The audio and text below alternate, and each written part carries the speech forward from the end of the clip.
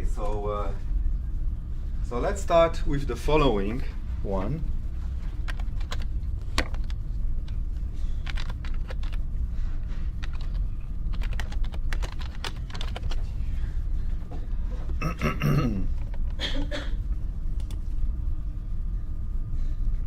There you are. Actually, there's a better one. Sorry, that's not the best one. Yes, that's the one. So when I arrived here in 2011 to the University of Kent, I saw the poster campaign. Can you guys see that? Okay, let me see it. There you are. And I saw this poster. You can also buy it as a t-shirt. And I was frankly speaking shocked by it. So the reason for that is not so much because you have Che Guevara in the background. He killed also for his political views, but he was not really a mass murderer.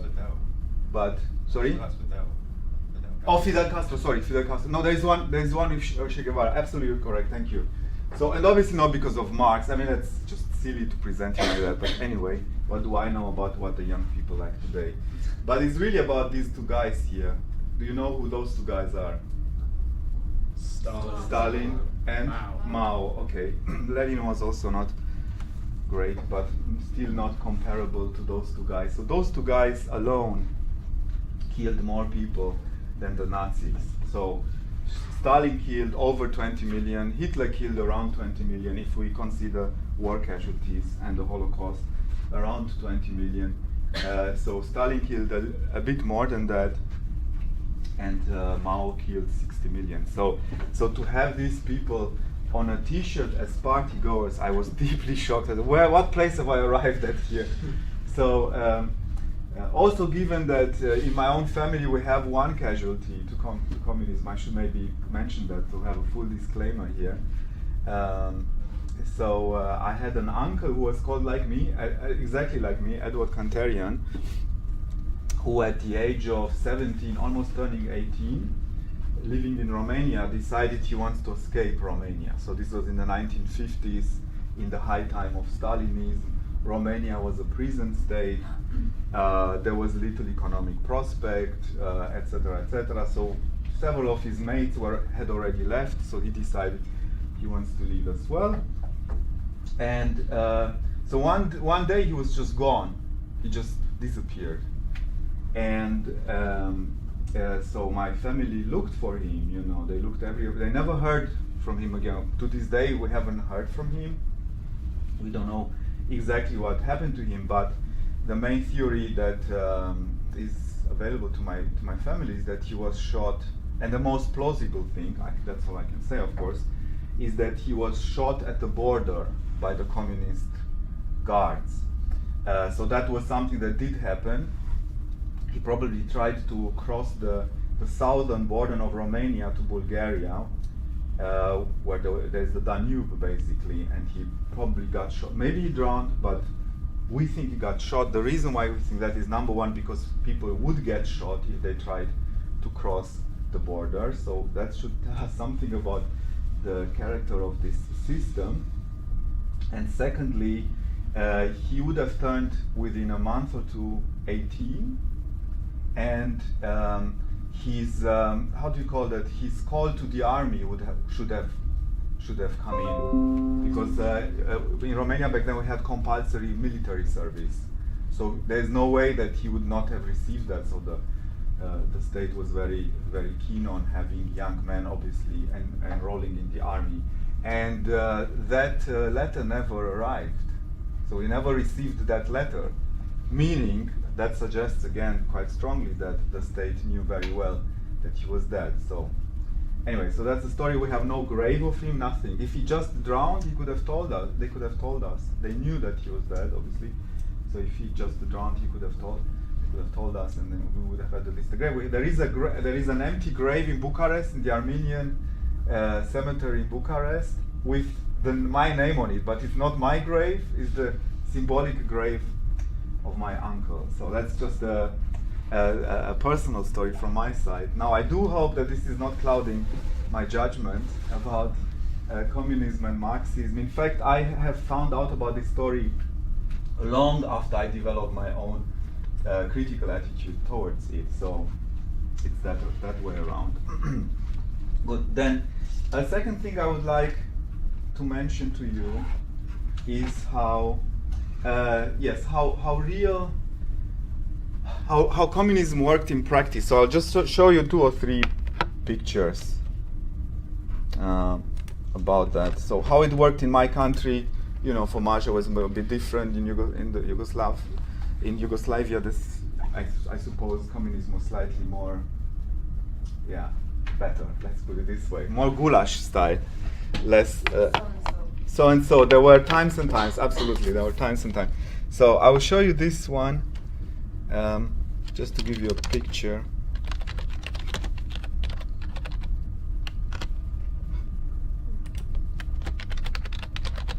No, it's not a Brexit bus. It is this bus here. So this would be a, can you guys see it?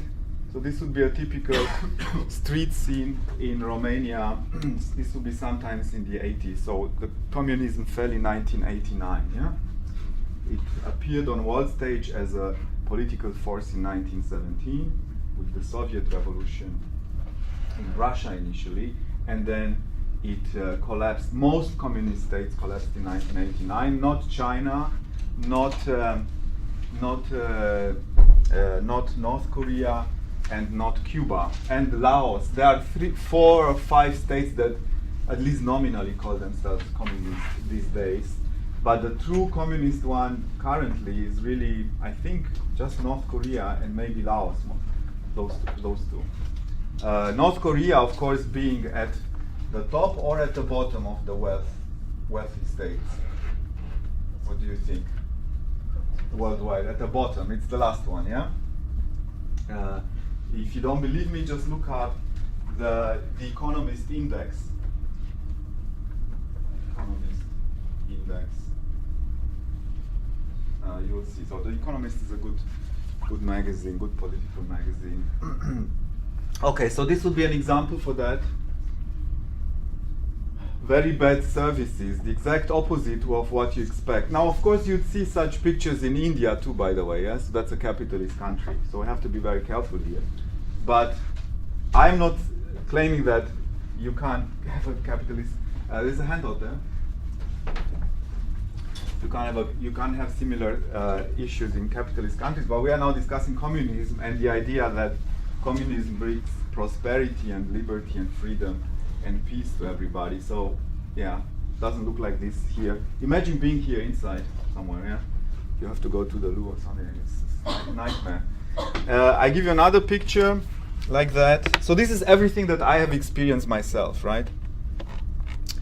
I show you another photo. Let me see, yes. Okay, there you are. Okay, here. So you would see queues everywhere in Romania under communism. Yeah, just a few examples. Here's just one. These people. So you would have essentially an economy that somehow did not work.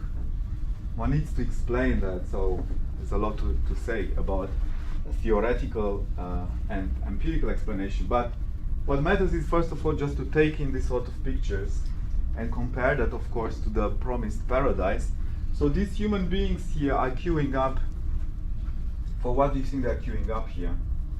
Venture guess. Bread. Bread. The simplest thing one can imagine. They're queuing up just for bread because they have heard that there might be bread delivered to this shop, all state-owned. That's communism. Everything is state-owned in the initial stages, etc. And because of that, the economy was entirely inefficient. Okay, good. So this is just to show that. Then I'll show you a less pretty picture, unfortunately, but it's good to know about those too.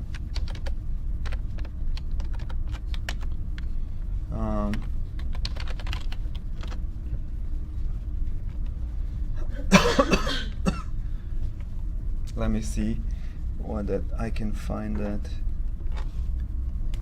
No, sorry, this was not right.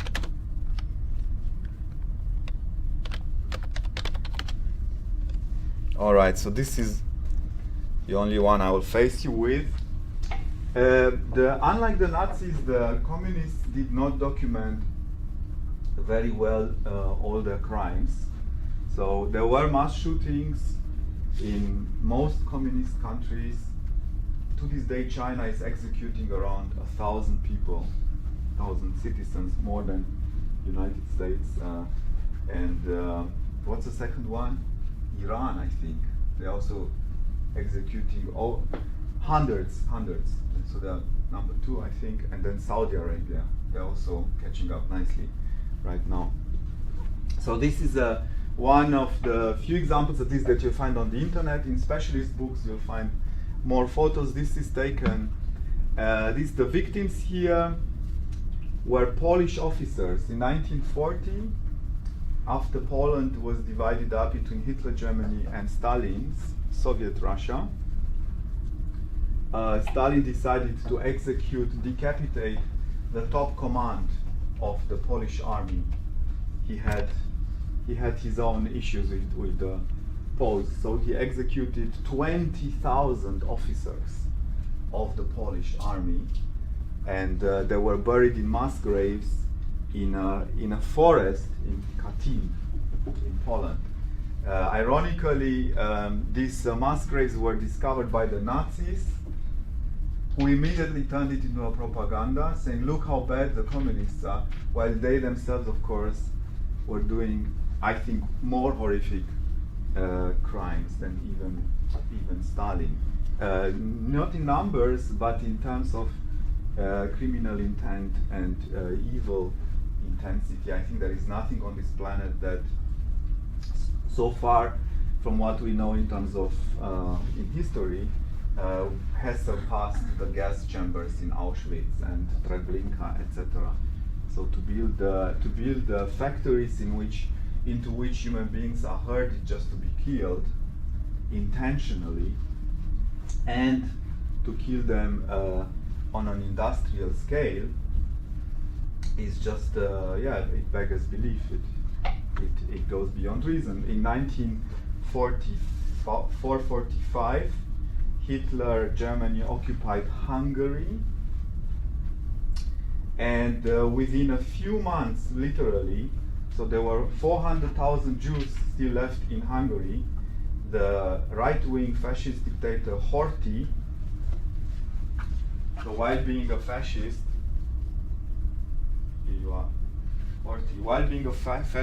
and while having introduced anti-Jewish racial laws into his country, resisted Hitler's demands for the deportation of the Hungarian Jews up to that moment. But then at the end of the Second World War, the Nazi army occupied Hungary, and they deported within a very few months 400,000 human beings and gassed them all. So 400,000. It was a death rate of 20,000 or so per day of human beings being gassed, literally.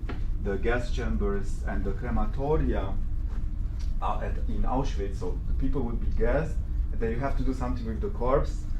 You can't just bury such big amounts of human beings. So what the Germans did instead, they built very powerful crematoria in which these corpses were burned. And even so, this is just to give you one example about the Holocaust. Even so, the crematoria couldn't cope with the volume of corpses that were being produced in quotation marks. So there's nothing like that you'll really find in communism. So I have studied both phenomena very carefully, and while I'm not a great fan of what happened under communism, so I still want to make an important distinction. Not in terms of numbers. In terms of numbers, under communist regimes, unfortunately, we had higher casualties. Good. So this was the next thing, and then the last thing, well, slightly more humorous, if this can be changed.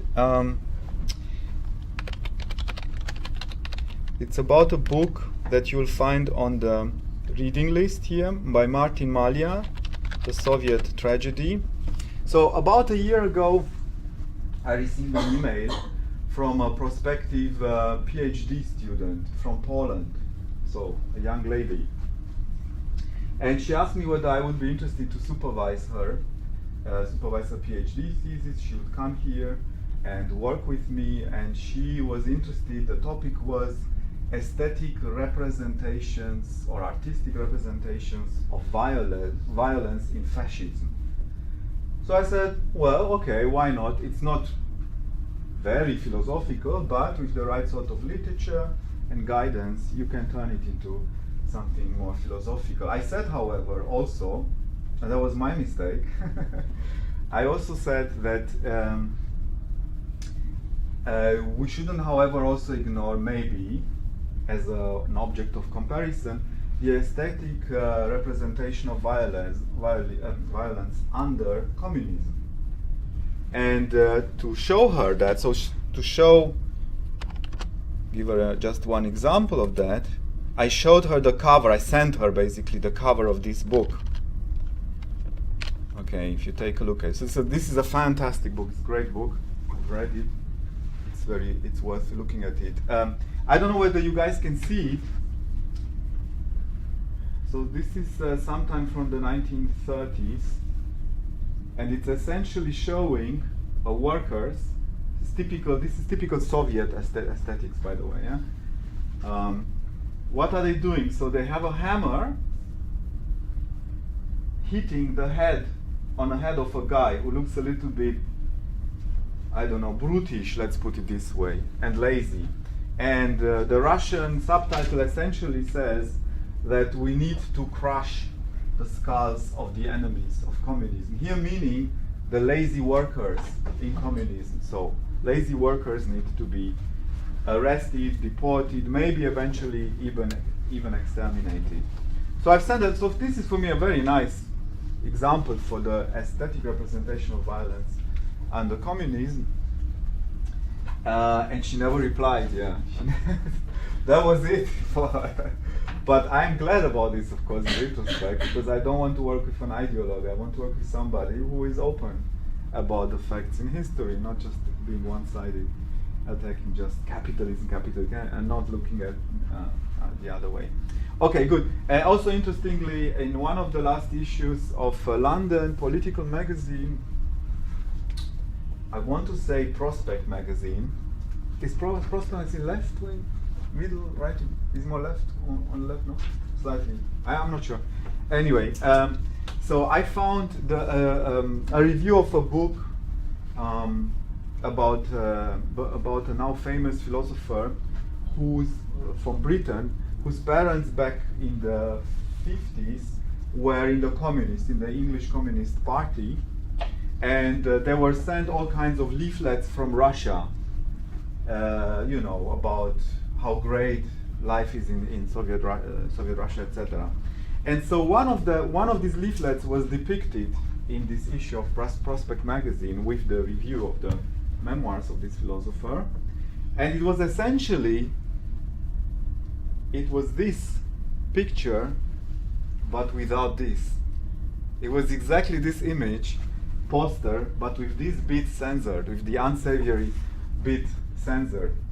So clearly this was propaganda. They wouldn't show everything to a Western audience. They were trying to first find people to join their ideological struggle, and then they will give them the full Monty, as it were. Okay, good. So that was that. Now, what shall we do? I have lots of material. One is, I can tell you, maybe just give you a few figures here. Yeah, why don't we do that just very briefly? I'm sorry, I don't have this as a handout, but I can photocopy this, so I can make a photo of this and then email it to you, whoever is interested. So a famous French philosopher, Jacques Derrida, I think to the present day still very famous, wrote in one of his books called Spectres of Marx the following thing: the some neo-evangelize in the name of the ideal of liberal democracy as the ideal of human history. So he's here attacking liberal democracy, suggesting essentially we shouldn't see it as the great ideal of human history. He has in mind Fukuyama, I think. Yeah, The End of History. You may have heard of this book. Fukuyama. Francis Fukuyama. Has anybody heard of him? Francis, yes. French, of course, but also okay, very good. Francis Fukuyama, after communism collapsed in 1989, he published this book. You have it? I don't know. You have the other one. Yeah, that's great. Yeah, that's a recent one. Please show it to everyone. Maybe. Got it from the library. Yes. Maybe circulate it around. That's very good. This book for our module.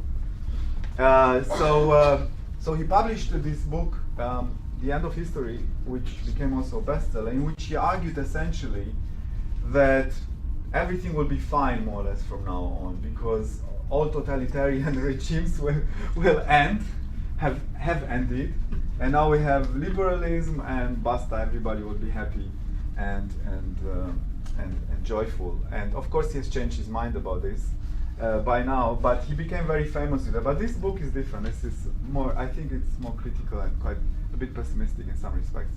So anyway, so Fukuyama, he's attacking, Derrida is attacking Fukuyama, so these evangelizers of liberalism.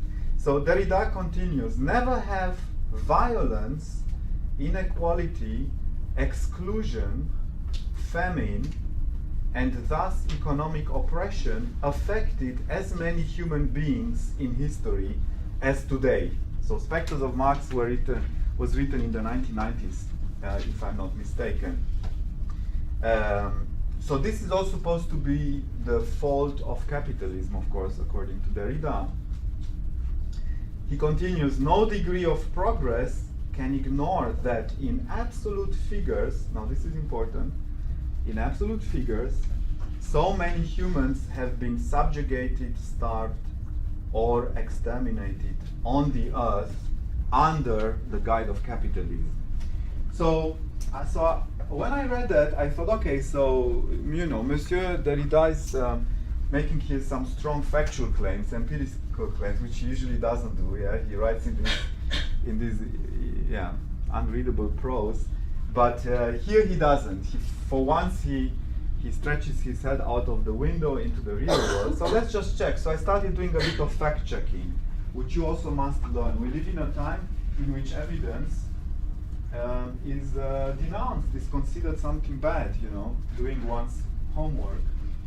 Fake news, etc. obviously comes to mind. So I did a bit of homework on that. Concerning those things he mentioned here, war, famine, and freedom. And I came up with the following figures. Let's start with famine. Okay. We are talking about casualties to famines in the 20th century. So we have the following. You will be surprised, I think. I was surprised for sure. In the 1920s, we had 840 people dying per 100. It's always per 100,000 citizens in a population, yeah? 814 dying on average per 100. In the 1930s, we had 343.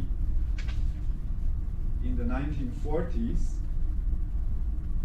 obviously Second World War occurred there, we had 409. So that would have to enter the explanation. Then in the 1950s, we had, the number jumps up again, 578 per 100,000 died of hunger. An atrocious way of dying, by the way. The 1960s, interesting figures. 500 still very high, so this was the lowest, 1930s. The 1970s, the figure drops dramatically to just 95. 1980s, even less, 29 only. 1990s, 64, but still pretty low, goes a bit up, but still pretty low. And then finally in the 2000s, you will not believe it, 3. So the lowest. And if you correlate this with certain things that Stalin and did, you'll see that in the 1920s and 30s, he ran a so-called project of forced collectivization, where he took away land from the peasants and forced them to enter these so-called communist cooperatives, which led essentially to famine. So this would be, if you put all these numbers together, this is roughly 25% of the casualties to famine in the 20th century. That's quite a lot, I find. Then, the other two big numbers, how shall we explain those? Okay, so this has to be explained by partly the Second World War, I think. But also, I think, partly to Stalin's further policies. What happened? How can we explain that? Well, this is Mao's Great Leap Forward, so-called Great Leap Forward. Again, an insane form of collectivization of peasants, which led to huge casualties. If you put those together, we have another 50% of all famine casualties in the 20th century. So summa summarum, we have roughly 75% casualties to famine that occurred, I think, willfully under communist regimes. So it's not Africa. In Africa, yeah, we have famines too, terrible famines, and in other places as well. But I'm just interested in here the correlations between what these communist dictators did and the total result. Yeah. So I'm not denying that in the developing world, awful famines did not happen. But interestingly, it's going down a lot. It's going down a lot. I mean, this is a problem actually. The fact that it's going down a lot, yeah, I'm cynical here, is a problem because of global warming. But at any rate, this is what I found out. Then another thing, war. So Derrida, I think, is wrong, simply, factually speaking. He didn't do his homework. He should have done his homework. About war, so, well, what about war? Is it true? So capitalism is on a march, right? If his thesis is correct, more and more countries are becoming capitalist. Very few communist ones now. So if he were correct, then the number of wars, and especially of war casualties, should be increasing. But the exact opposite is the case, right? So I won't bore you now with the figures here, but I have them if you need them. So the greatest war casualties, of course, happened during the Second World War. 60 million overall, worldwide killed, both soldiers and civilians.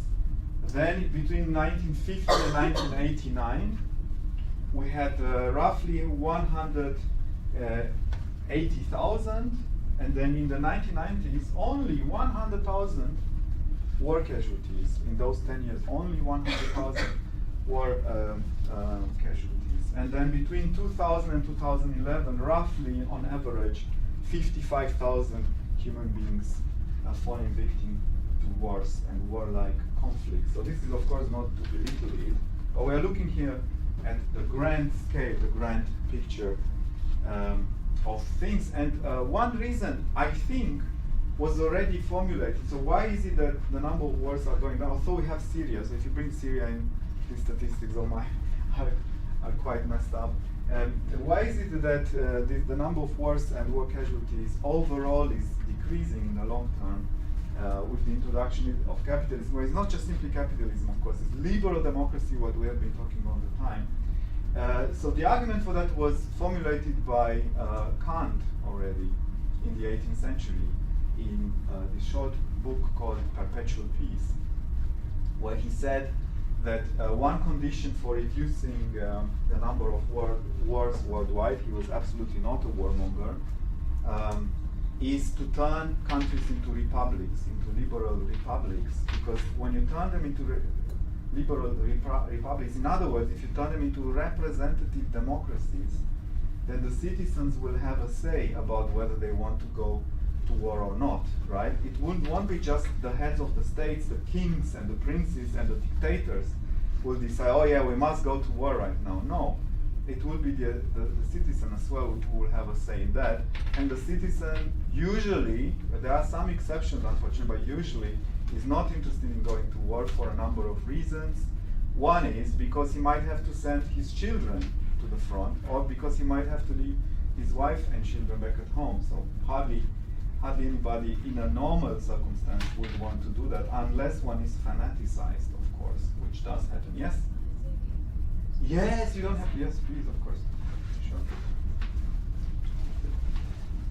So, and the second reason why Kant believed that the number of wars will be reduced if we turn all countries into liberal democracies is because we'll be interested just in money, money, money, and doing exchange with one another, trade, as opposed to killing each other, invading and killing each other. So there's something cynical about it, but still better than destruction and murder, mass murder, which is what war is.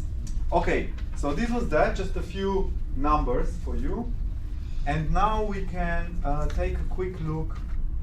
So let's take a look now.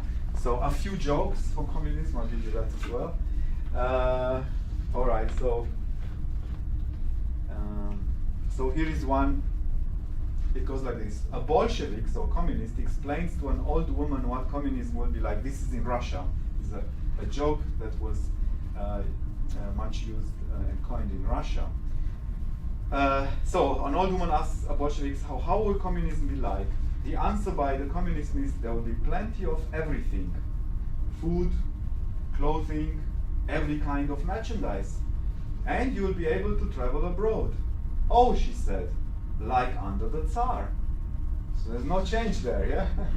Okay, good, I don't know. You don't have to laugh if you find it funny. Yes? Jokes had played a huge importance, political jokes in communism. I remember that myself being told jokes, anti-communist jokes in the class with my classmates. But it was dangerous to tell these jokes, because if the Secret Service found out about it, then yeah, you might have, I don't know, maybe even in prison at the end of the, not children, they would be in prison, children. But they would ask you, where did you hear this joke from? And if you say my parents, then they would be in trouble. Okay, here is another one. Capitalism is the exploitation of man by man. Socialism or communism is the exact opposite.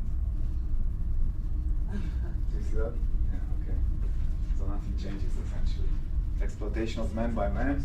The opposite is also exploitation of man by man. Here's another one. What nationality were Adam and Eve? Well, they were obviously Soviets. Why? Because who else would walk around barefoot and naked, have one apple to share between them, and think that they are in paradise? So I think that was a nice one. Okay, good.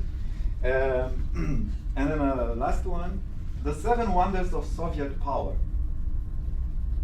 First, there is no unemployment, but no one works. Yeah, that's true. That I can tell you from my first-hand experience. Of course, I was just a school child, but I knew it, that people wouldn't work. That's the problem with socialism. It doesn't give you incentive to work, because everything is state-owned. It doesn't make any difference if you have an idea to produce a great vase or have a better TV set. You are an engineer. Why should you do it? Maybe because you just enjoy doing it. Some did it. But many people want to get some sort of payment back, some sort of retribution, as it were, for their achievements. And that's unfortunately not possible under, at least in principle, under socialism.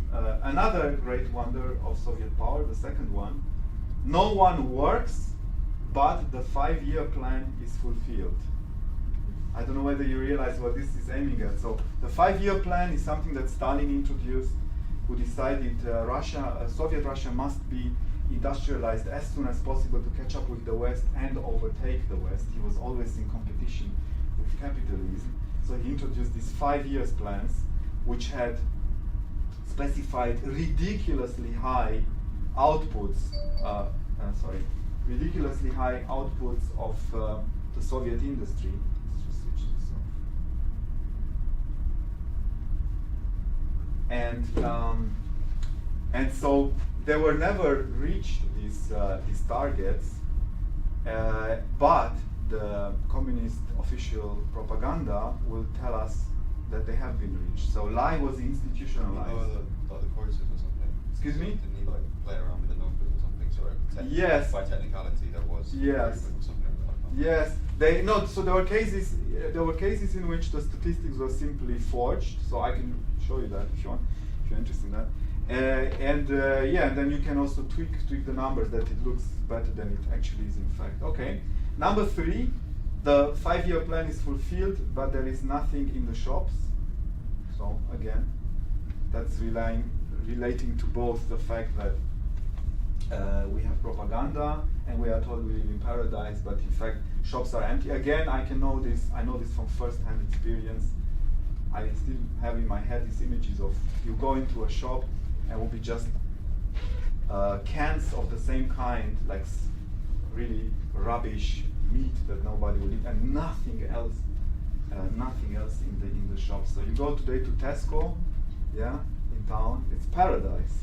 Compared to that, that's consumer paradise. Yeah, we have to accept it. It has other disadvantages, but as such, it is paradise. Good. The 4th one, there is nothing to buy, but there are queues everywhere. So the picture, people queuing up for bread, exemplifies that. Then another one, there are queues everywhere, but we are on the threshold of plenty. So we are just about to reach full wealth. We are on the threshold of plenty, but everyone is dissatisfied, which is also true. Everyone is dissatisfied, but everyone votes yes, which is also true. So I remember my father going with me to the election ballot. You were forced to vote, but maybe that's not a bad thing as such, being forced to vote. You were forced to vote. Unfortunately, the ballot paper looked like this.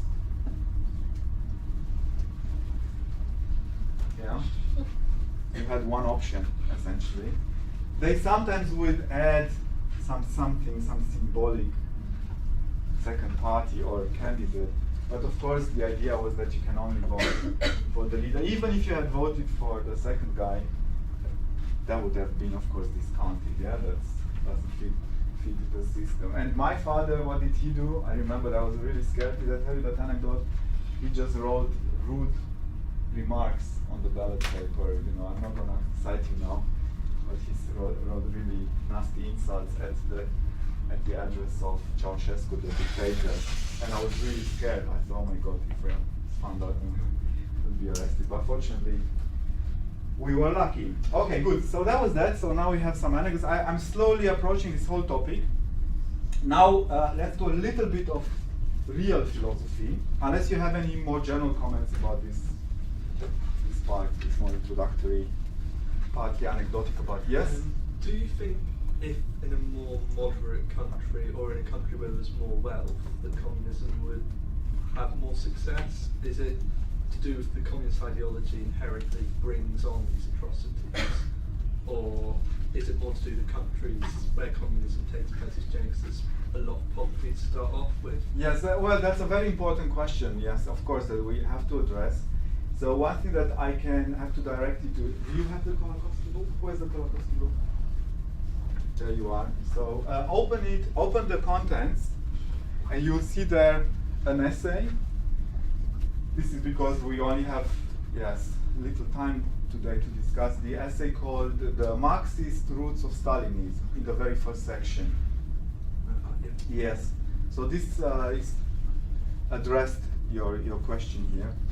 So all right, shall we launch into this discussion right away? Yeah, I mean, so let's say we have a society in which we enjoy a number of freedom. Well, our society here, let's take Britain for example, yeah?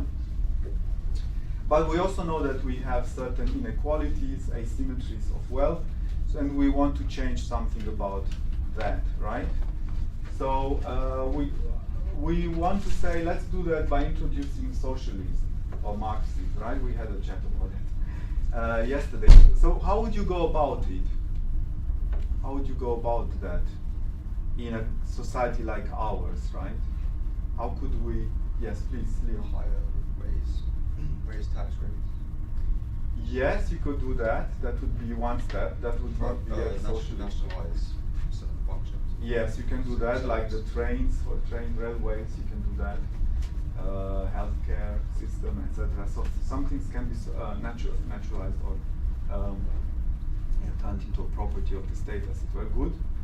Nationalized, sorry. And what else? That would only be a first step. That would not lead to socialism as such. That was done by the Labour Party after the Second World War, yeah?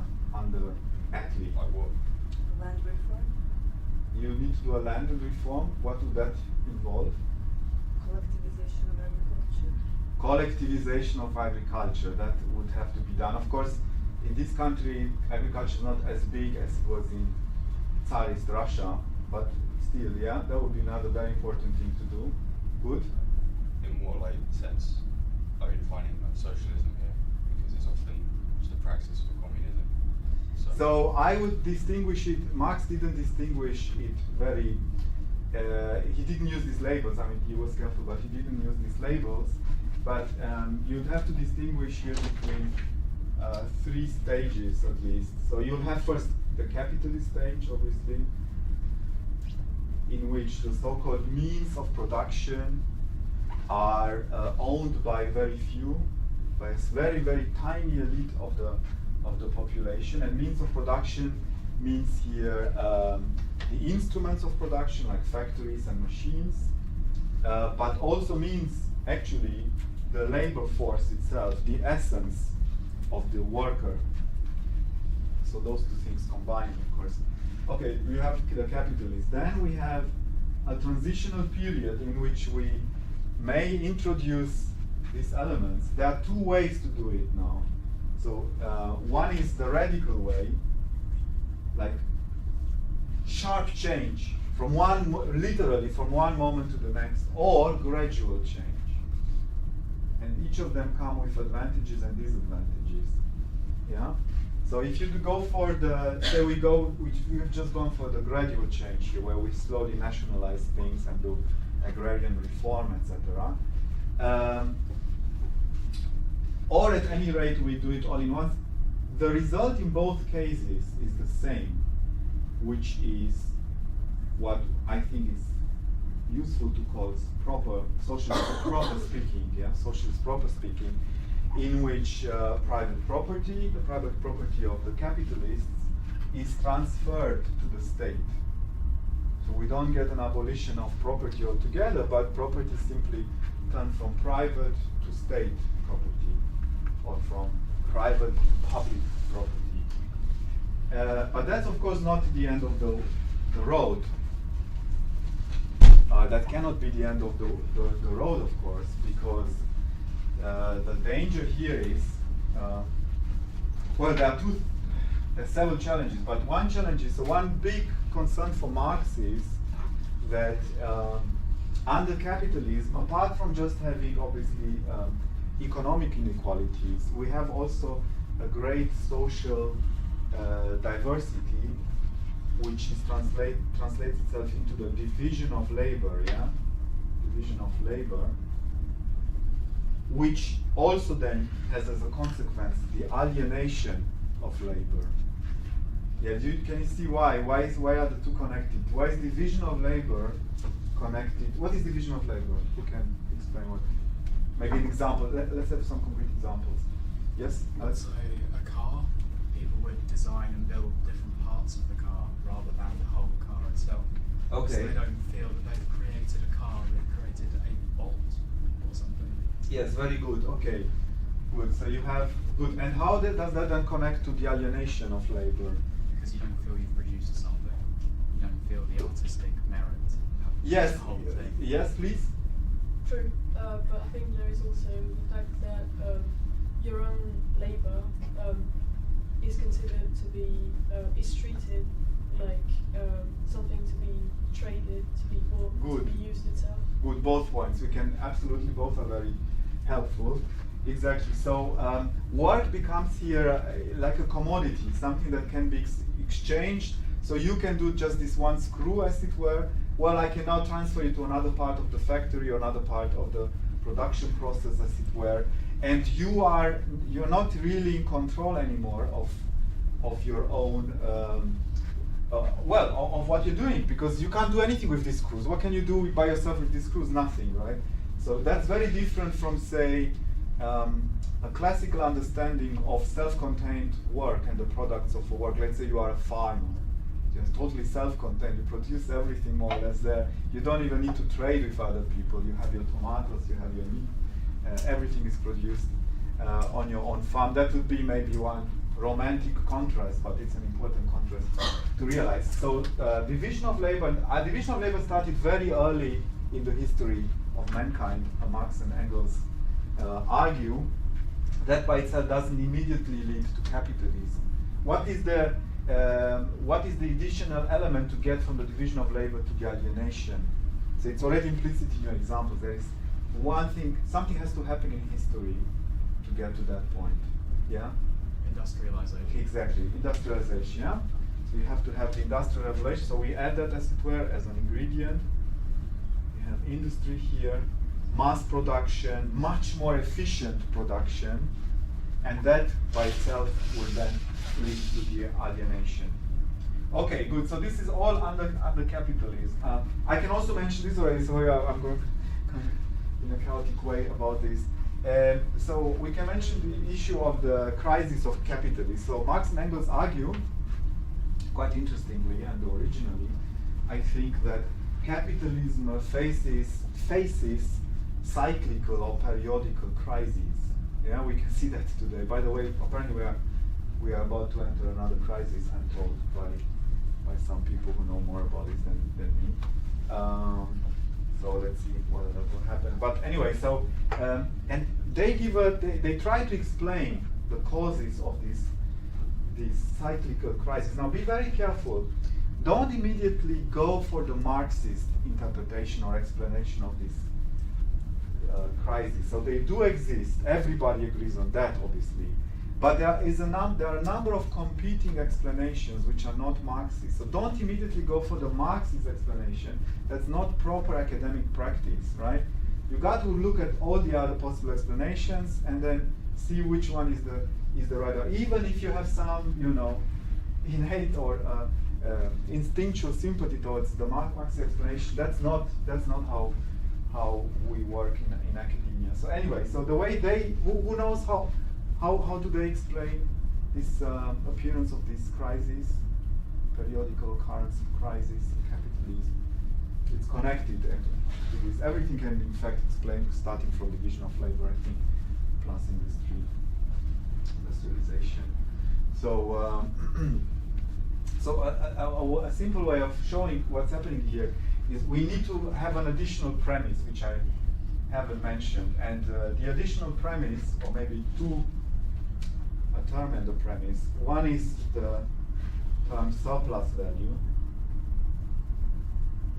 which is given a technical definition by Marx, but for our purposes, simply surplus value will be, roughly speaking, what remains from, you sell the car, say, for example, yeah, and then you have to deduct from the price you get for the car the labor costs, obviously, and then the investments, and then you get a little bit of extra cash, as it were.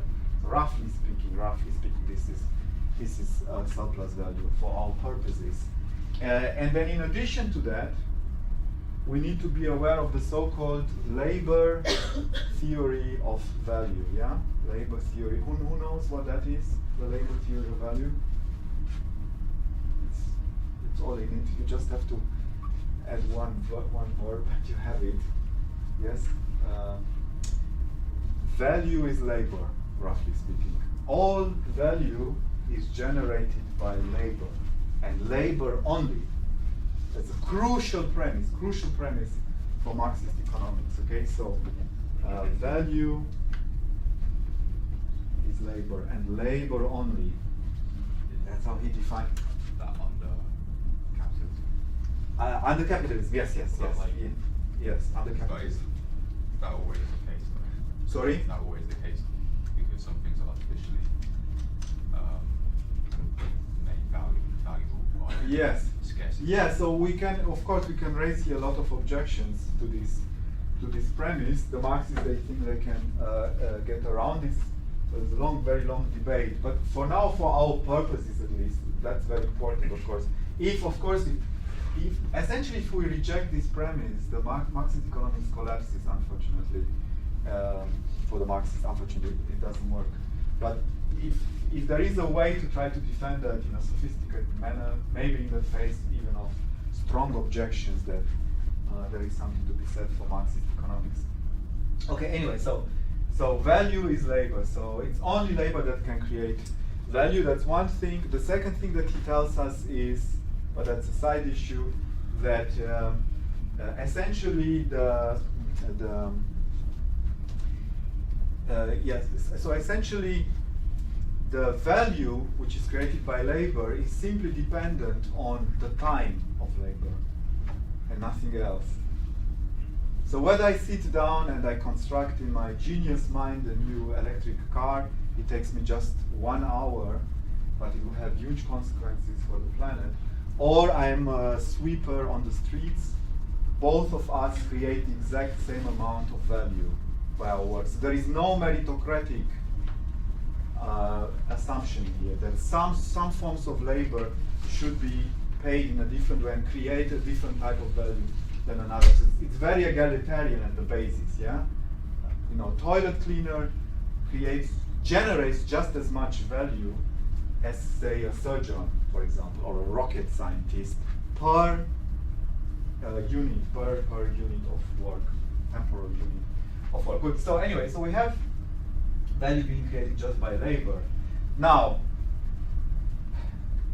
with the rise of industrialization, what happens exactly to the workers? You know that, of course. So what's the consequence? Why was industry introduced at all?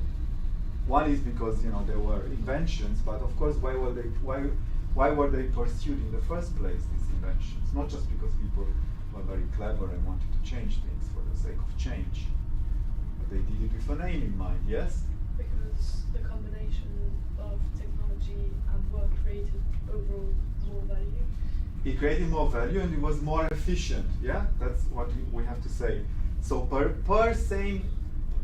the same time unit, yeah, more goods would be produced. When before it would take 2 weeks to produce a cart with a horse, yeah, pulled by a horse. It would take 2 weeks. It takes now just maybe a day or two to assemble a car, let alone a cart pulled by a horse. So it takes much less time. It's much more efficient. It uses much less time, and in a way also less, well, in principle at least, less resources like electricity, etc. But it also uses less labor time. That's the crucial bit. So the efficiency here is gained by introducing an automatized way of production which replaces labor, and labor always has to be a human being for Marx. It's essentially always manual in one way or another. Even a professor giving lectures, in a sense, is doing something manual, right? It has to be a physical presence of a human being. So labor slowly gets replaced by the machine. But according to what he has just told us, to this premise, yeah, value can only be produced by labor. It follows from this that surplus value can also only, in last instance, be produced by labor, by manual labor, human labor, and human labor only. So what follows then from the industrialization, plus those two things together, is that slowly, while the capitalists can produce more and more and more objects and throw them up on the market, invading them with stuff, Marx calls that overproduction, the rate of the surplus value starts to decrease, and with it, what we call the profits start to decrease. The profits start to decrease. Yeah. Yeah. It's how you, it's how numerous it is, like how much of it there is. Yes. Yeah. Yeah. I mean, yeah. That's the second problem, of course, because prices fall also down. The more you have of a good on the market, the cheaper stuff becomes, right? That's obvious. The cheaper stuff becomes. So profits start to fall down. Profits start to fall down. What is the consequence of that? One consequence of that, so as I said, this is known, by the way, as the falling rate of profit. The theory of the falling rate of profit. It's a very important second axiom, or that's a theorem actually. It's a consequence of what I've just presented so far. The falling rate of profit is the very important Marxist doctrine. Again, with it, Marxist theory stands or falls with this additional theorem. There is a very long discussion on this. There are thousands of publications. People try to argue one way or another. The one big trouble is the one big trouble with this is that it's very difficult to show over time whether profit has increased or decreased. That's extremely challenging. So for economists to show that sort of stuff. But in principle, for me, it's just important that you get the main idea here. Yes.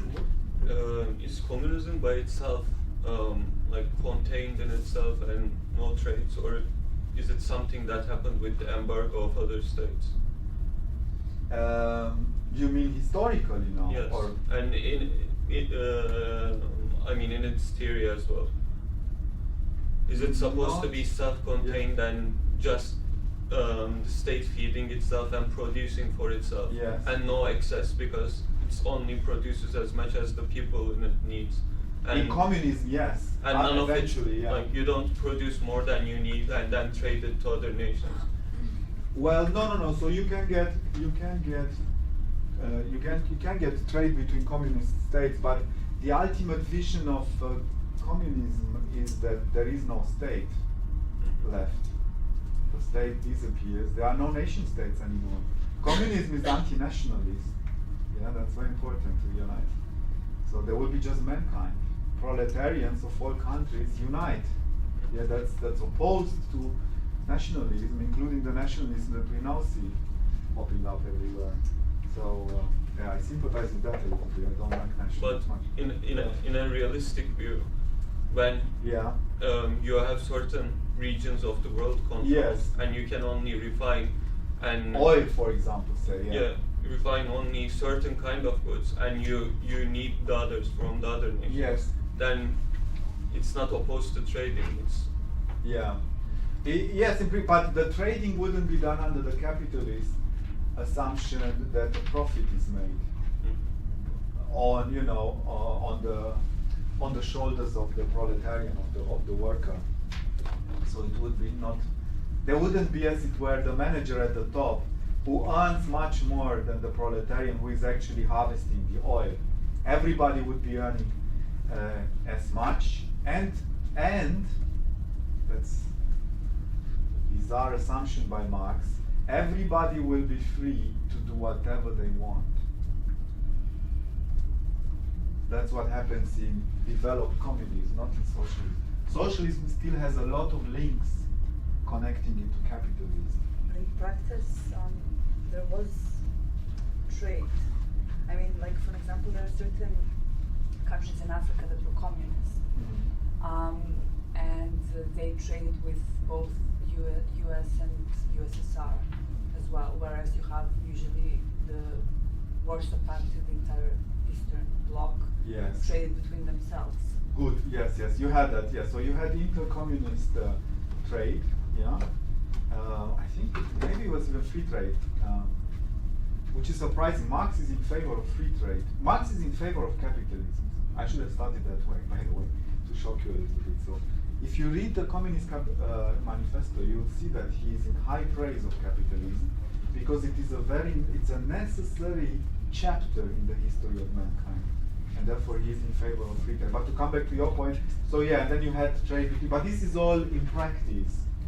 The theory was not meant to be like that. So whatever trade there is under communism, under a communist mankind or planet, would not be based on profit that goes to the capitalist.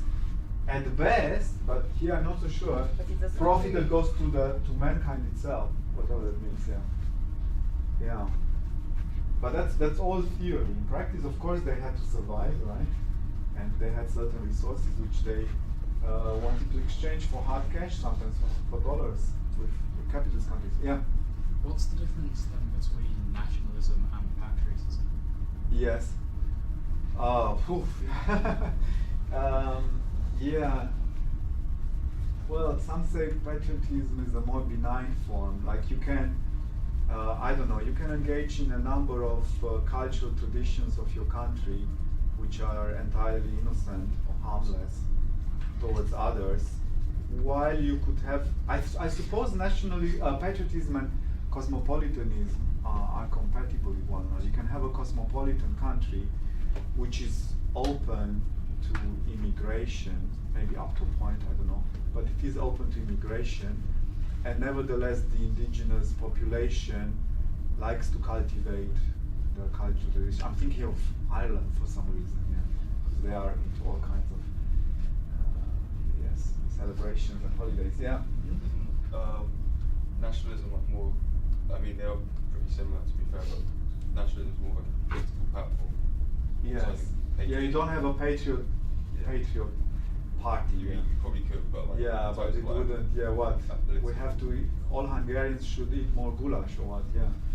So so that's yeah. So you can, but I suppose you can be a patriot without necessarily buying into the nastier sides of nationalism. But nationalism usually has some sort of founding myth behind it, or a core myth behind it, which a patriot doesn't necessarily have to But buy isn't into. a patriot still got like myth as well at the same time? Well, not necessarily. I mean, there is such a thing as countries having a shared language, for example, yeah, and yes, and enjoying the poetry written in that language, enjoying the local food as such, and cultivating it, cultivating certain national holidays, for example. So things like that, I don't necessarily, or I don't know the way in which that's not the case today anymore, but the way in which, I don't know, a wedding will be organized, for example, that would fall maybe more under patriotism than nationalism as such. Yeah, I don't know. Yeah, it's I suppose the transition is quite gradual. Yeah, between the two. But it's true that nationalism has a much stronger political aspect to it, and then it can lapse easily into ultra-nationalism. Yeah? The nationalist usually, unlike the patriot, feels under attack and wants to defend something against somebody, wants to defend his country, his nation against. So usually the nationalist has some sort of, yeah, like Trump would be a good example, I suppose, or Putin would be a good example. So people, or Farage would be a good example. Jingoism, exactly, yes. The bridge between the two. Yes, jingoism and the feeling of being somehow under attack. And then depending on how strongly you perceive this imagined or real attack, yeah, you can then shift towards ultranationalism and eventually fascism, where you start to believe that the whole nation needs, because it is under attack, it needs to be militarized. So that would be politics turned into a form of military exercise. It's fascism, yeah, to the defense of the nation. That could be seen as a form of fascism. Okay. All right, good. So you have the falling rate of profits. Because of that, the capitalist is forced to fire workers. Yeah, he can't keep up with paying the salaries. More and more people unemployed people flood society because they have no income or extremely little income, they cannot afford to buy the products of the capitalist. And so the crisis of the capitalist is exacerbated, it gets worse for the capitalist. Marx says that, it's very interesting. He doesn't say that he thinks that the whole thing is a tragedy, the whole of it is a tragedy. Before we reach communism, the whole of it is a tragedy. And the capitalist is just as much part of the tragedy and the victim of the tragedy as the worker. He says that very literally, explicitly. They are both caught, the worker and the capitalist are both caught in a vicious circle. It's not in the hands of the capitalist to change things for the better. So he has only scorn for those enlightened capitalists of the 18th, 19th century, like Owen, for example, who introduced reforms and a very humanistic approach to the way in which workers were treated in his factories. Marx also hated trade unions. Yeah, so if you have friends who are in trade unions and Marxists, then I think they are involved in a contradiction, because he believed that trade unions simply just perpetuate the problem, the tragedy, without solving it. But at any rate, both the capitalist and the proletarian are caught up in this cycle, in this tragical cycle, and the only answer at the end of the day, or the only solution at the end of the day, has to be the total abolition of capitalism, which is the abolition of the division of labor, and then indirectly the abolition of alienation. And in order to do that, what is it that we have to abolish? Private property. That's the one thing that we need to abolish. In other words, we have to make sure that whatever surplus value is being generated doesn't go back into the pockets of the capitalists, but rather instead is shared widely within society, becomes common or publicly shared good. Just one second. Publicly shared good. And this apparently, just to end on this note, so apparently this brings this cyclical crisis to an end, right? Why are they brought to an end? Well, one reason why they were brought to an end is because if you don't have private property anymore, you cannot be a capitalist. What is it to be a capitalist? It is to create for yourself, as it were, unearned income. The profit is unearned. Yeah, you just let the capital work for itself. It's unearned income, and you are obsessed about profit. But once you get this bit out of the equation of your economy, the profit, then you will not have an issue anymore about the falling rate of profit. Anyway, this is at this point the story gets very complicated, I think, because there are at least two issues that we can raise here, and you can say what you wanted to say. One is to say that, number one, even in socialist economies, cyclical crises occurred. So that needs to be explained. Unfortunately, that's an empirical phenomenon. Even in those economies, we had this crisis. If this theory is correct, that shouldn't be the case, or at least the crisis should be much more minor, to the point of being negligible. But that's unfortunately not the case. That's the first issue. And then the second issue, which I haven't, of course, mentioned at all, but it is implicit here. So the profits or the surplus value is calculated out of the total price of the product, yeah, total price of the product, minus whatever investment is involved at, and that includes, of course, labor itself, and the instruments of production, and maybe the land on which the factory is built, etc., etc., all those sort of things. But for that, you need then to have the price, yeah, the price of the product. So the question is, we know how the price of the product is determined in capitalism. How is it determined, roughly speaking? How is your carton of milk, the price of it determined in the shop? Supply and demand. It's supply and demand, by and large. It's the market that defines that. So there is no central authority in this country which determines a priori what a liter of milk must cost or ought to cost, right? There is no such thing. How is it done under socialism? Well, can it be done in the same way? Could there be a market under socialism? That's an interesting question, I think. Could there be a market? Free market, it's the free market. In a way, by the way, capitalism, if we abstract from Marx's sophisticated explanation of it, but a straightforward way of explaining what capitalism is, if somebody asks you, is to say it's simply the system of private property combined with the free system of price regulation by means of supply and demand. That's what capitalism is. Yeah.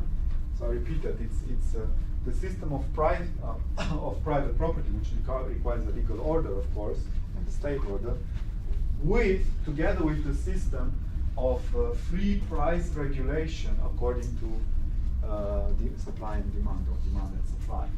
That's what capitalism is. That's I think a good working definition of capitalism. There was somebody had a comment here. Yes. I wanted to ask then, is it not more accurate to? I had a question too, so maybe you can answer after. If you give your question, then we go back to my question. Yeah. Okay. Would it not be more accurate to call Marxism an ethical theory rather than a political theory? Yes. I mean, if you look at the writings of Marx and Engels and Lenin and Stalin and Mao, you will see that they devoted, that's especially true for Marx actually, he devoted very little attention to proper moral philosophy. And by that I mean a philosophy which looks at, or you call it ethics, which is even more obvious, looks at how one should lead one's life, right? And that involves also change oneself, right? Work on one's character. So he doesn't have much of that. So in Kant, for example, you find a lot of reflections on the human soul, on the human passions, on our instincts, emotions. You find a lot of introspection, if you want, or interesting, rich moral reflections, generally speaking, as in David Hume, by the way, as in Nietzsche. But you will not find that in Marx. There's very little of it. He was not concerned with that at all.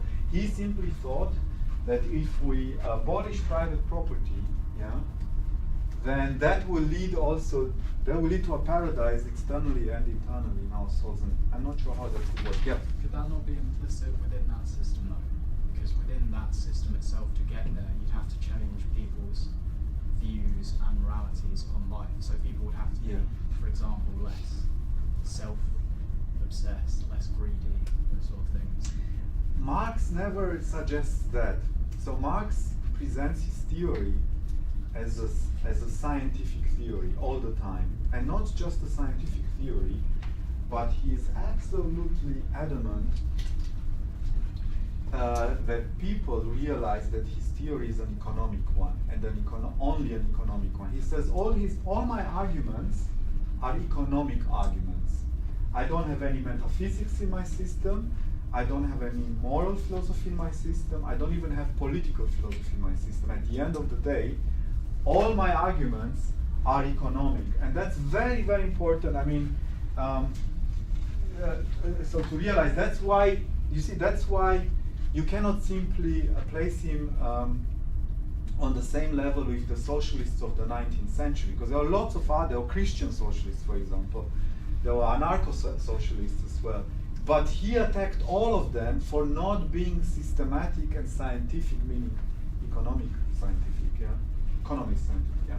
It's true that the methods are only based on economics, and that's the whole of his theory, basically. Yes. But maybe in the purpose of yes. why this system is necessary and why its application becomes necessary. Yeah. Maybe it relies on an implicit metaphysical view.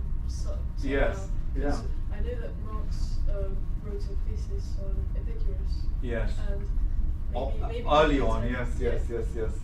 Yes, and so Kolakowski makes this point exactly. In the main currents, just go to library, open the book, you'll see exactly this point very nicely discussed in detail. So Kolakowski essentially has as the first chapter, before he starts discussing Marx and Engels, a chapter on the forerunners, the metaphysical forerunners, and he starts with the Neoplatonists, with Plato in fact, and then the Neoplatonists, and he shows how within the European metaphysical tradition you had this dualistic account of human nature. And dualistic here means that we are split creatures, split into two parts, the temporal part, the sublunar one, and the eternal part.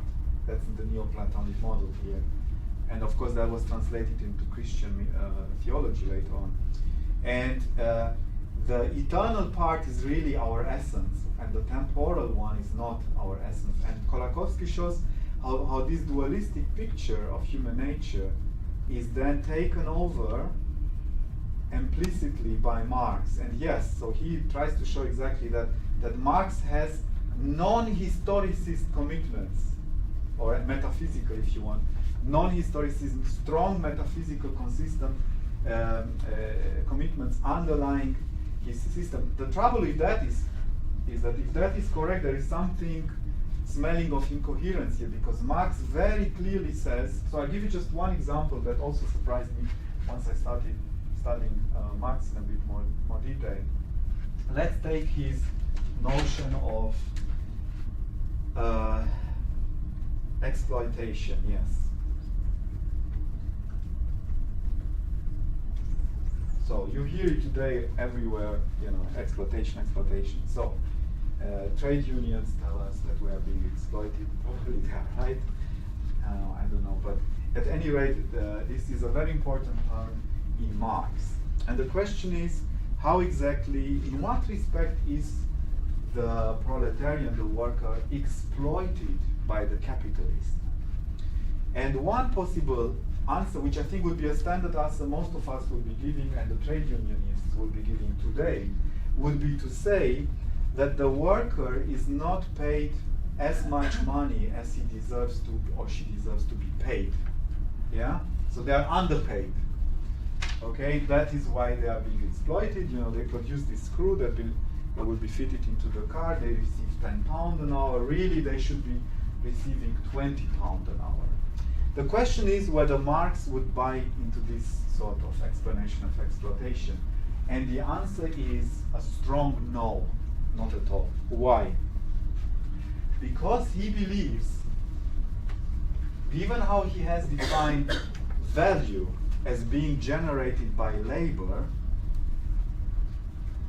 the value of the screw, right, which then of course determines your salary eventually, is fully determined by the labor that goes into it, and that implicitly means how that is evaluated in the totality of the society, let's say in 1848, at that present moment. There is no external, so he's a historicist in this respect, there is no external standard of justice. That's what we have to introduce here. Marx and justice, very, very, very difficult, notorious problem. There is no external or eternal, if you want, standard of justice which will determine that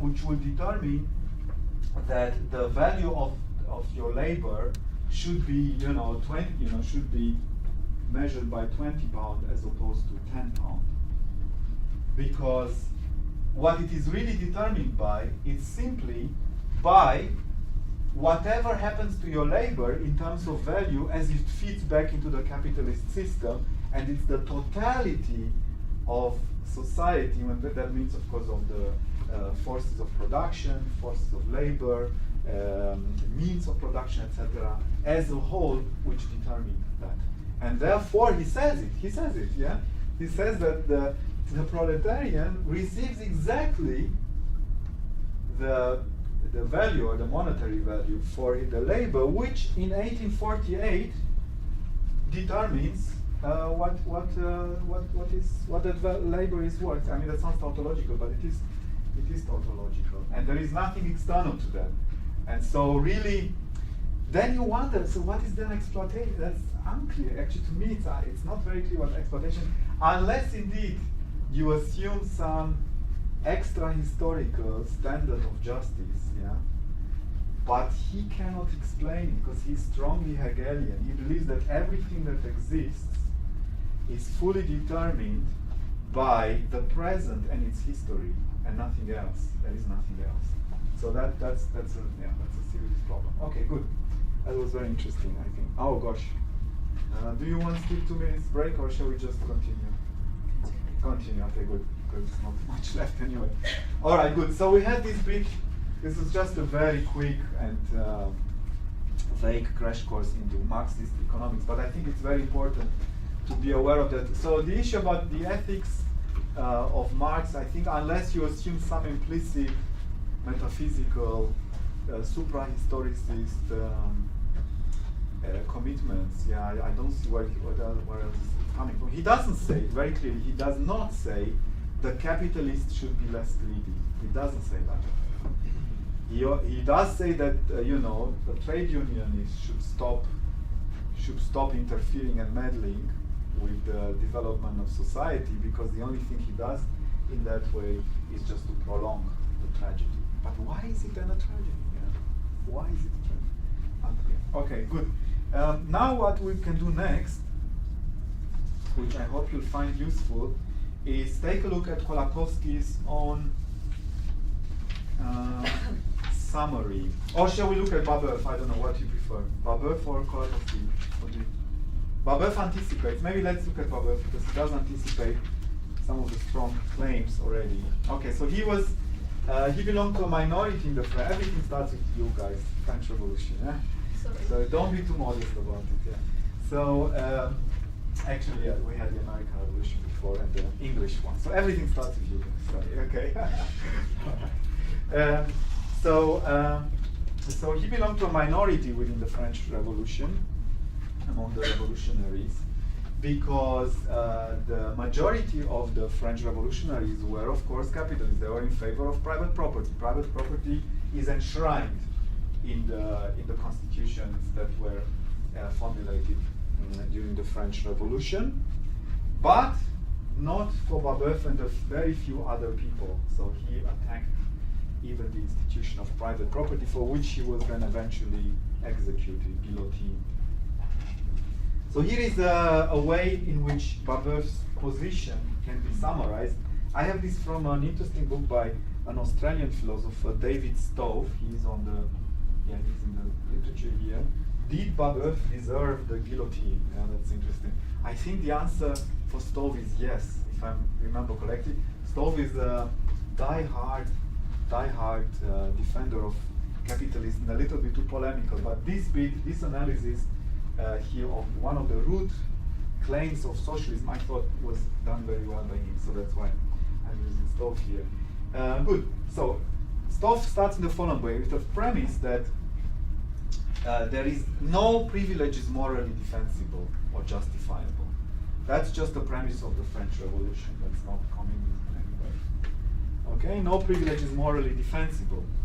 And given that that is the case, everybody ought to be equal. That also seems to follow from the general political commitments of the revolutionaries. Now, if one man has more property than another, the argument continues, then surely those two men cannot be equal with one another. Hence, Babeuf concludes, everyone must have equal property. He doesn't necessarily conclude that everyone must have no property. That is different. Careful about these two claims. It's rather everyone must have equal property, and of course at all times. That's very important. That's an implicit premise here. Not just that I give you all the same amount, 100 quid, and then you do with it what you want. No. I make sure that whatever you do with your money, I will replenish, as it were, your cash. If you lose some of it, you do the wrong investment, so that you're always at 100 quid. Okay, therefore, to achieve this, property must be communally owned, Babeuf told us. And therefore, there must not be, in the last instance now, that would be the next step, any private property. So initially everybody should have the same equal property. That would be essentially state socialism. Property belongs to the state, but the state is everybody. But then eventually the next step would be communism, where private property and indeed all property would be altogether abolished. Good. And now just a few objections to this. So these are now theoretical objections to it, not so much practical ones, which we have discussed already. So the very first thing that you should reflect on here, what is meant by equal? Yeah, what is it to have equal property? And equal can mean a number of things, right? You can equal can mean, for example, equality before the law, which by and large is guaranteed in this society, in the state we live in here right now. But that doesn't imply or entail or require, as such, economic equality. So that is one sense in which you can have established equality, legal equality, without having necessarily economic equality. Now, second, to be economically equal does not entail having no property, yeah, initially at least. It just requires having equal property, and that would only entail having exactly the same private property. So something is going wrong here. Do you see on the handout, what do you have at the end of that sentence? Do you have a square or a flash? Square. It should be, sorry, that was the printer. It should be this sign, which is a sign for contradiction, yeah? A sign for contradiction. So wherever you see a square, it should be really contradiction. Sign for contradiction. All right. Good. So that by itself undermines the communist ideal. So to have equal property does not by itself entail having no private property, just entails having the same private property. Good, second point. Third point, this I have actually already discussed, the prices. How are prices established in this system? Okay. The answer is not by demand and supply, which is the market, but because that requires, of course, entrepreneurial freedom. You, as the industrialist or the capitalist, determine how much you want to produce or whatever. You calculate the price, and then you throw your product onto the market. If it's not being bought, you have to reduce your price, etc., etc. But rather, because of central planning. So that's a very important element which is introduced in the transition from capitalism to socialism. Yeah, central planning. You have a central board which overlooks all demand and supply in a society, all past, current, and future economic, all past and current economic transactions, and then determines the price for future transactions, and that's done centrally in one place, as it were, in the country. But of course, the problem with that is, and that's another huge debate, is that such a central planning board turns out to be a figment, a fantasy. Yeah, there cannot be, humanly speaking, such a planning board which could overlook all past economic transactions, all current ones in real time. That is the main premise here, in real time, and then determine the price of future economic transactions. And if you look in practice and the way it was attempted in communism, you'll see that actually, yeah, there is a point about that. So they have great difficulties. They would just, what would they do? I mean, because in real time you cannot overlook, a society is a very complex entity. You cannot overlook what, is done in a factory in the south of your country as opposed to the farms in the north of your country at the very same time. So what they did instead is they introduced standard pricing. So an example for that that I've come across in the literature is, I think, in Poland, in the, when was that? Was it in the 90s? It's not written here, but yeah, it was, I think, the 1960s. Sorry, 1953. Yes, 1953. So Poland in 1953 had the so-called Bureau for Supervision of Production Aesthetics. Yeah, and a producer of vases who was artistically very gifted had an idea for a very nice sort of vase to produce, as opposed to the standard socialist vase. He wanted to produce something slightly more colorful and more beautiful. Yeah, and so the price for the standard ugly vase was £5, say. Yeah, and he wanted to, charge a little bit more, let's say £10, because of the work going into it and maybe also the resources going into it. And that was denied by this bureau. They said, no, it has to be £5. And so this guy just gave up because, number one, he had no incentive to do it, and secondly, it was not economically viable. It was simply not possible to produce that. And so Poland ended up just with the ugly vases for £5 as opposed to £10. So what is missing here in this, if you have everything centrally planned, the liberty for innovation, which is what thrives, makes a society and an economy thrive. And now coming back to our question before, could we not have that in a country like ours, where we already have all these freedoms in place? So this was the question of the colleague. And the answer, I think, has to be that, look, if we introduce socialism in a society such as England, we would have to introduce a central planning bureau, yeah, one that determines the prices.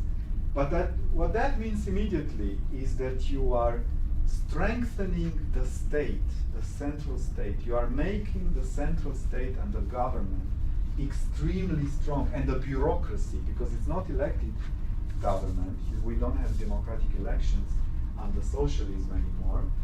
It's rather, we already know the course of history, so we just go for the socialist framework. So what would we then need parties for? There are no parties in a way. There's just one party which depicts the right course of history. So you will have the central planning, and the state will increase in its power and scope enormously. That's one problem that we have with socialist economies, yeah? And what is it that gets increased when the state gets increased in that way? Well, it's not freedom. So let's say we are here now, I'm being maybe a bit unfair, I don't know. Let's say we live in Britain, we have that amount of freedom, and the state is that big. If we increase the power and scope of the state, this diminishes. They are correlated. You can't have that. Powerful state and lots of liberties. That's not possible. That's just logically, I think, not possible. So one of them has to give, and maybe there is a way to negotiate it, to find an equilibrium. But at any rate, that's what happened there, is that the power of the state got increased. And what does it mean, the power of the state? Here, because we don't have free elections, the population, the citizens, don't have a say about what's going on. So another way of putting it is to say that the state turns more and more bureaucratic. You just have executives, essentially. People who are unelected anyway, yeah? Technocrats if you want, bureaucrats, and they have a say about everything, according to what the party tells us. And this is exactly the history of real socialism, yeah? That bureaucracies, the bureaucratic apparatus exploded. And it was a problem even after 1989, after communism collapsed, because these bureaucratic apparatuses essentially survived and were carried over during the transition period and beyond into the democratic stage of these societies, and remained a burden for the society. Up to the present day, they still are fighting that. Of course, we have the problem with bureaucracy we have in liberalism as well, liberal democracy. Okay, but anyway, so that's one issue. Let's finish just Babeuf. So we won't get to the manifesto, sadly. Good, where were we? Good. So if you're interested in this issue about the calculation of prices in a socialist economy, the two classical authors are von Mises, Ludwig von Mises, and Hayek. Hayek is on the reading list, but not von Mises. I do recommend you read the Hayek essay. It's short, and it's a great classic in economic theory. It had huge influence. Okay, good. Now, the next point is, should we maybe say that there are no prices in this system at all? What about money? Is there money in this system? According to Marx, money would also disappear in the communist state. How would transactions be undertaken? He doesn't say much about what the true communist society would be like. That's very vague. As soon as he starts talking about the communist society, he says, well, that's open, and we just total freedom and people will be happy, but there is nothing very detailed there that we can work with. Now, another point, if all people are then economically equal, they will all have the same purchasing power, yeah? That's obvious. Because we'll all have 100 quid to spend. But of course, given what we know about the practice of a society, not everybody will buy the same product at the same time. Yes, some will buy the vase for £5, and some will not. Will buy something else. Not everybody does the same thing at the same time in a society, and you cannot control that. Given the limited stock of a product, those who will come too late will fail to buy what they need, because at some point the vase will be sold out. Yeah, we have finite availability of products in any economy, unless we have overproduction, but that's not supposed to take place in socialism. That's another great advantage, apparently, of a socialist economy. We have no overproduction. Good. Their purchasing power, therefore, will buy these people who come last, as it were, in the purchasing chain, less purchasing power than the early movers, the early buyers, because they will not be able, while they have the same money, they will not be able to buy this vase anymore because it was sold out. So what happened then in real socialism? You had the black market, where some people realized, oh, this vase, there will be a high demand on it, so I'm going to go and buy lots of them and then sell them for a higher price. But that's capitalism, yeah? That's just, and the trouble with this system is that you can't even impose taxes, so you get the tax dodging. Black market means, by definition, tax dodging. And it was huge. The black market in all socialist countries was absolutely huge. And of course it undermined the system, fortunately. So one more argument maybe, or two more, I don't know. If all are economically equal, why should anybody work hard or work at all? So this is the incentive problem that you have in socialism. A system is required to make people work by incentive, incentivization, or by force, and that's unfortunately something that happened. I witnessed that as well. Forced labor. So we will be taken out as kids out of the class, and we'd have to, I don't know, go to the fields and harvest, for example. Yeah. Of course, what I did is I just ran home. I couldn't care less, and a number of other people did that too. So the system was not as coercive in its late stage anymore. But yeah, that's the element here. You need to force people. If you don't give them an egoistic incentive, and we are egoistic creatures, then you have to force them to work because society needs your work. How is communal ownership achieved in this system? That's another major problem. And how is a return to private property, which I believe is a natural instinct, we all have it in us, permanently avoided? The fact that it is a natural instinct is best exemplified by the fact that the communist elite became the super rich under socialism. Yeah? They were the super rich in Bucharest. They had their own district with villas, and they were living like kings, essentially. And it was the same elite which, after 1989, after communism collapsed, which then, of course, took over and became even richer. Yeah? So you had some sort of jungle capitalism developing, unfortunately. So therefore, in order to avoid this instinct or keep it at bay, we need yet another coercive system, yeah, which is the labor camp. Basically, you have to re-educate people to stop being greedy, basically, and you do that by taking them to the labor camp and telling them you're not a good communist. So that is again something that indeed happened. And then finally, what does communally owned mean in practice? So either we have then the issue here of the tragedy of the commons, which I've mentioned last week, which indeed took place in actual existing socialist countries. Everybody, I have here a photo for that as well if you want. Everybody simply started treating public property as private property, yeah, which meant you had a construction site, you couldn't be safe that stuff will not be stolen. Tools would be stolen on a regular basis. If you have something that is communally owned, it means it's not owned by a particular person. There's nobody there who has an interest to protect it against thieves, and so everybody helps themselves. That's what happens here. So I show you a picture for that, which is really absurd. Romanian.